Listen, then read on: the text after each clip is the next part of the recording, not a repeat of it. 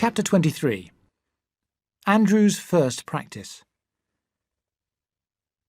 Andrew and Christine began to search for a practice. They sold their car to add to their savings. They now had £600, but it appeared that this was not enough money with which to buy a practice in London.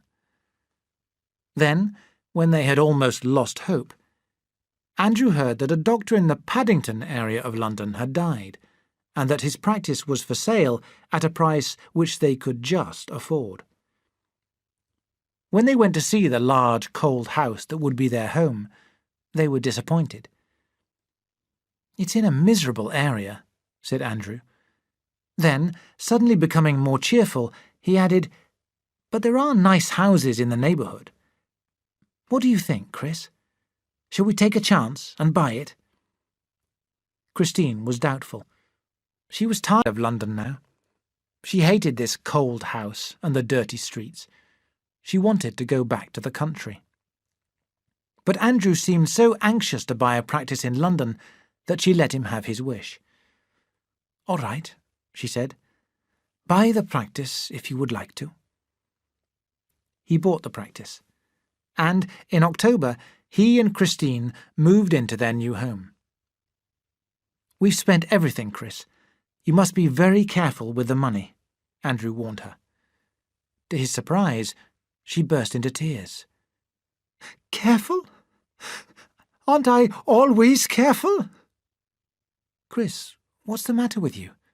"Oh, I hate this house. It's so dark and dirty.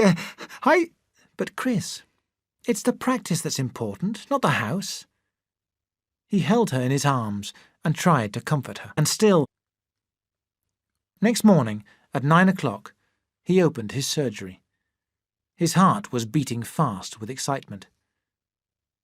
9:30 came. He waited anxiously.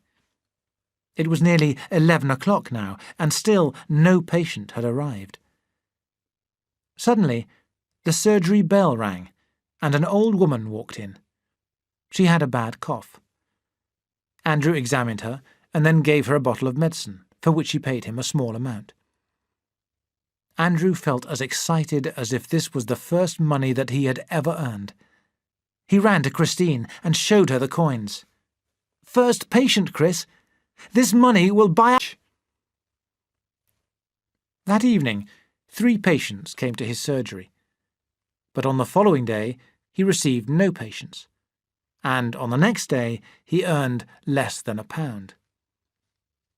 Andrew began to ask himself if he had made a bad mistake in buying this practice. He and Christine were so poor that sometimes they did not have enough to eat. They went to a cheap food shop owned by a fat little German woman who called herself Mrs. Smith for their meals. Mrs. Smith liked them and was kind to them. She became very fond of Christine, and one day she said to Andrew, "You will be all right. You will succeed. You have a good wife. Don't worry, I will send you patients."